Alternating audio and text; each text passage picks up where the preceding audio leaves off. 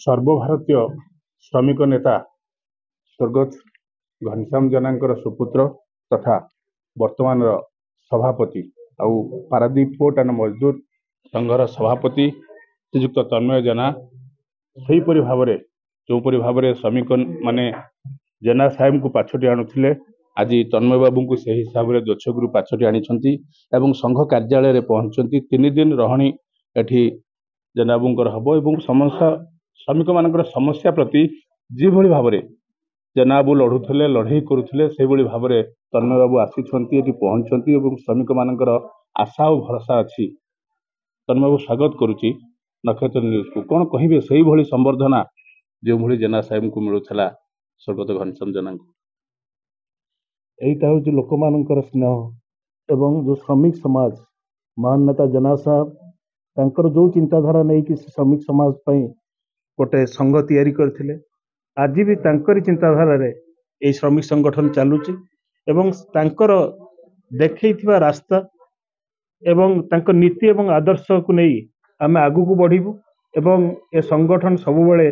श्रमिकों स्वार्थ पई काम करुची और भविष्य भी सही स्वार्थ स्वार्थ पई काम करिबु जदि कहबा अनेक समस्या श्रमिक मानकर थाए स्वर्गत घनश्याम जेना अनेक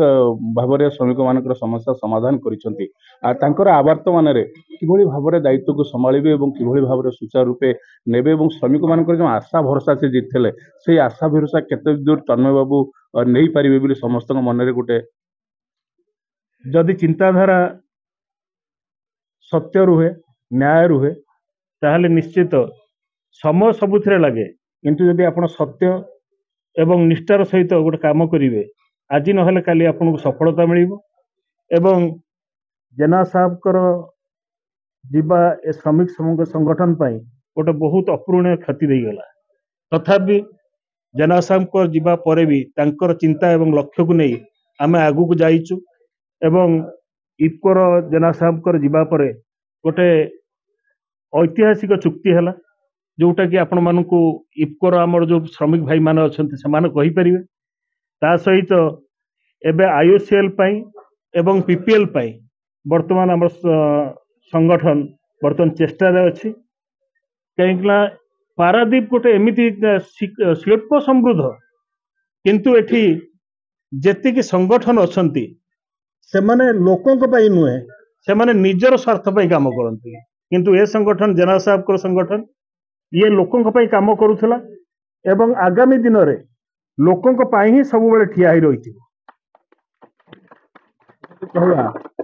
पारादीप रे राजनीतिक पाणीपाग बदली एवं लोकंकर श्रमिक मान समस्या वृद्धि पाई राजनीति परिवर्तन होती श्रमिक मान समस्या वृद्धि पाई सब से कथा हुए पारादीप अनेक समय श्रमिक मान शोषण शिकार होती कि भाव में कंपनी संगे जो 3 दिन भितर लड़ाई हम और कि भाव में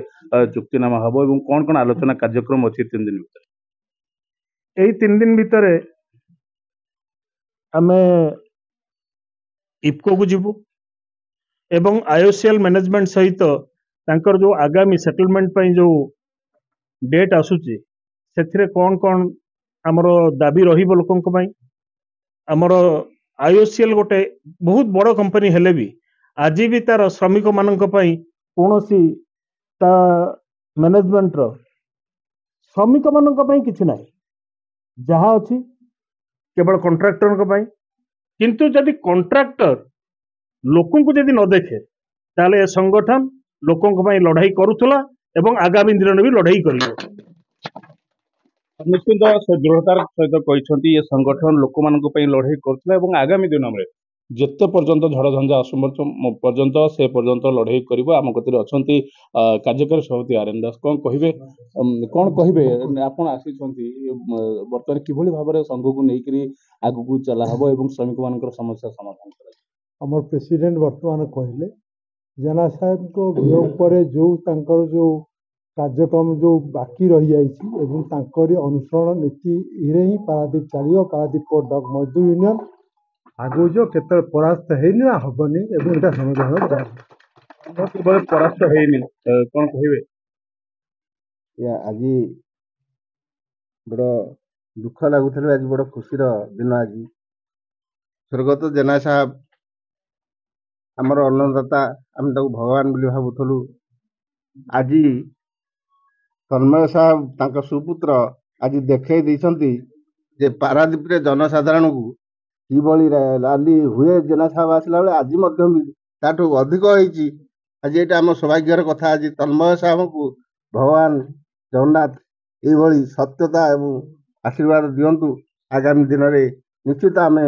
ଯୋଉ ଦାବି ପାଇଁ ଦାବି ଆପତ୍ତି କରୁଛୁ ନିଶ୍ଚିତ ଆମେ ସେ ପୂରଣ କରିବେ ବୋଲି ଆମର ଆଶା ଭରସା ଅଛି। ଅନେକ ଇଫ୍କୋର ଅନେକ ସମସ୍ୟା ସମାଧାନ ହେଇଛି। ଏବେ ଶ୍ରମିକ ମାନଙ୍କୁ ଅଧିକ ମଧ୍ୟ ଦରମା ମିଳିଛି। ଏବେ ଆଉ କଣ ଆଶା ଅଛି? ଯାହା ଆମର ସଭାପତି କହିଲେ, ଆଜି ଇଫ୍କୋ ତାର ସଫଳତାର ପାହାଚରେ ପହଞ୍ଚିଲେ ମଧ୍ୟ ଲୋକମାନଙ୍କର ଶ୍ରମିକମାନଙ୍କର ସମସ୍ୟା ଅଛି। ଆମମାନଙ୍କର ଯେଉଁ ବ୍ୟାଗିଂରେ ଲୋକ ବସିବାର ସମସ୍ୟା ଏବଂ ଯେଉଁ ଦୀର୍ଘ ଦିନ ଧରି କାର୍ଯ୍ୟ କରୁଥିବା ହାଉସକିପିଂ ଓ ମେକାନିକାଲର କାର୍ଯ୍ୟ ଯେଉଁମାନେ ପ୍ରମୋସନ୍ ପାଇଁ ଯେଉଁ କଥା ମଧ୍ୟ ଥିଲା ସେ ବାବଦରେ ମଧ୍ୟ ଆଲୋଚନା କରାଯିବ। ଏବଂ ଆମେ ଆଜି ବହୁତ ଖୁସି ଯେ ଆମ ପାଖରେ ଆସି ଆମର ଶ୍ରମିକ ନେତା ସଭାପତି ତନ୍ମୟ ସାର୍ ଆସି ଆମ ପାଖରେ ଆସି ପହଞ୍ଚିଛନ୍ତି। ଆମେମାନେ ବହୁତ ଖୁସି ଏବଂ ଆମେ ଜାଣିଛୁ ଆମର ଯେଉଁ ସମସ୍ୟା ଅଛି ତାହା ନିଶ୍ଚିନ୍ତ ଭାବରେ ସମାଧାନ ହେବ। ନିଶ୍ଚିତ ଅନେକ ସମସ୍ୟା ସମାଧାନ ହବ। ଇଏ ହଉଛି ସେଇ କାର୍ଯ୍ୟାଳୟ ଯୋଉ କାର୍ଯ୍ୟାଳୟର ଯୋଉ ସିଟ୍ରେ ନିଜେ ସ୍ୱର୍ଗତ ଘନଶ୍ୟାମ ଜେନା ବିଶିଷ୍ଟ ଶ୍ରମିକ ନେତା, ସର୍ବଭାରତୀୟ ଶ୍ରମିକ ନେତା ଏବଂ ଶ୍ରମିକ ମାନଙ୍କର ମସିହା କହିଲେ ଅତ୍ୟୁକ୍ତି ହେବ ନାହିଁ, ସେ ଆସି ବସୁଥିଲେ ଏବଂ ତାଙ୍କର ଆବାର୍ତ୍ତ ମାନରେ ବର୍ତ୍ତମାନ ତାଙ୍କର ସୁପୁତ୍ର ବର୍ତ୍ତମାନ ସେଇ ଦାୟିତ୍ୱ ସମ୍ଭାଳିଛନ୍ତି ଏବଂ ଶ୍ରମିକ ମାନଙ୍କର ପାରାଦୀପରେ ବିଭିନ୍ନ କମ୍ପାନୀର ବିଭିନ୍ନ ସଂଗଠନର ଶ୍ରମିକମାନେ ଆଜି ସେଇ ଆଶା ପୋଷଣ କରିଛନ୍ତି। ଜେନା ସାହେବ ଯୋଉଭଳି ଭାବରେ ଦାୟିତ୍ୱ ନେଉଥିଲେ ତନ୍ମୟ ବାବୁ ମଧ୍ୟ ଆମର ସେଇଭଳି ଦାୟିତ୍ୱ ନେବେ। ପାରାଦୀପରୁ ସୁବ୍ରତ ନାୟକ, ନକ୍ଷତ୍ର ନ୍ୟୁଜ।